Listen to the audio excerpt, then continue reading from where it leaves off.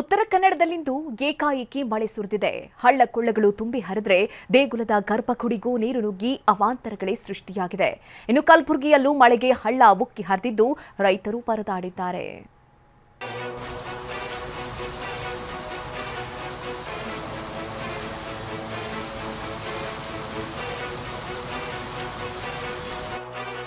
ದೇಗುಲದ ಗರ್ಭಗುಡಿಗೆ ನುಗ್ಗಿದ ನೀರು, ಕೆರೆಯಂತಾದ ದೇಗುಲದ ರಸ್ತೆ, ಅಂಗಡಿ ಮುಂಗಟ್ಟುಗಳು ಜಲಾವೃತ, ಹೊಳೆಯಂತಾದ ಹೆದ್ದಾರಿ, ಹಳ್ಳ ದಾಟಲು ಗ್ರಾಮಸ್ಥರ ಪರದಾಟ.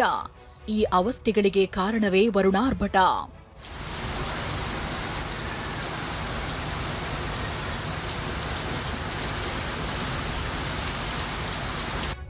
ಗೋಕರ್ಣ ಕುಮಟಾದಲ್ಲಿ ಮಳೆಯಬ್ಬರ, ಮಹಾಬಲೇಶ್ವರನ ಗರ್ಭಗುಡಿಗೆ ನುಗ್ಗಿದ ಮಳೆ ನೀರು.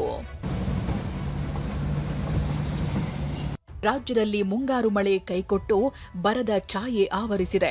ಇದರ ಮಧ್ಯೆ ಉತ್ತರ ಕನ್ನಡದಲ್ಲಿ ವರುಣ ಅಬ್ಬರಿಸಿ ಬೊಬ್ಬಿರಿದಿದ್ದಾನೆ. ಧಾರಾಕಾರ ಮಳೆ ಸುರಿದಿದ್ರಿಂದಾಗಿ ಗೋಕರ್ಣದ ಮಹಾಬಲೇಶ್ವರ ದೇಗುಲಕ್ಕೆ ನೀರು ನುಗ್ಗಿದೆ. ಗರ್ಭಗುಡಿಗೆ ನುಗ್ಗಿದ್ರಿಂದ ಮಧ್ಯಾಹ್ನದ ಮಹಾಪೂಜೆಯೂ ನಡೆಯಲಿಲ್ಲ. ಆತ್ಮಲಿಂಗ ಸ್ಪರ್ಶ ದರ್ಶನಕ್ಕೂ ಭಕ್ತರಿಗೆ ನಿರ್ಬಂಧ ವಿಧಿಸಲಾಗಿತ್ತು. ಇನ್ನು ಗೋಕರ್ಣದ ಬೀದಿಗಳು, ಅಂಗಡಿ ಮುಂಗಟ್ಟುಗಳಂತೂ ಕೆರೆಯಂತಾಗಿದ್ವು.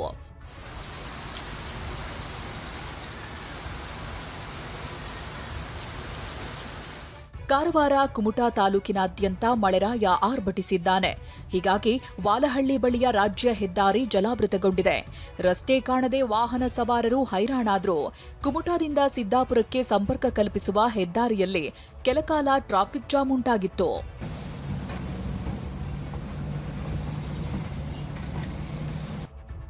ಕಲಬುರಗಿಯಲ್ಲಿ ಉಕ್ಕಿದ ಹಳ್ಳ, ಜೆಸಿಬಿ ಮೂಲಕ ಜನರ ರಕ್ಷಣೆ. ಬಿಸಿಲಿನಿಂದ ಸುಡುತ್ತಿದ್ದ ಕಲಬುರಗಿಯಲ್ಲಿ ಧಾರಾಕಾರ ಮಳೆಯಾಗಿದೆ. ಅಫ್ಜಲ್ಪುರ ತಾಲೂಕಿನ ಲೇಲೂರು ಬಳಿ ಒಂದೇ ಮಳೆಗೆ ಗೊಬ್ಬರು ಹಳ್ಳ ತುಂಬಿ ಹರಿದಿದೆ. ಏಕಾಏಕಿ ನೀರಿನ ಪ್ರಮಾಣ ಹೆಚ್ಚಾಗಿದ್ರಿಂದ ಜಮೀನಿಗೆ ಹೋಗಿ ವಾಪಸ್ ಬರ್ತಿದ್ದ ರೈತರು ಹಳ್ಳ ದಾಟಲಾಗದೆ ಪರದಾಡ್ತಿದ್ರು. ಕೊನೆಗೆ ಜೆಸಿಬಿ ಮೂಲಕ ರಕ್ಷಿಸಲಾಯಿತು. ಗ್ರಾಮೀಣ ಭಾಗದಲ್ಲಿ ಸುರಿದ ಮಳೆಗೆ ಹಳ್ಳ ಕೊಳ್ಳಗಳು ತುಂಬಿ ಹರಿದಿವೆ.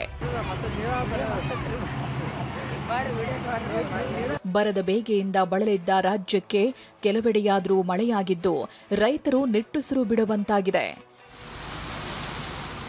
ಸೂರಜ್ ಒತ್ತೂರೆ, ಟಿವಿ9 ಉತ್ತರ ಕನ್ನಡ.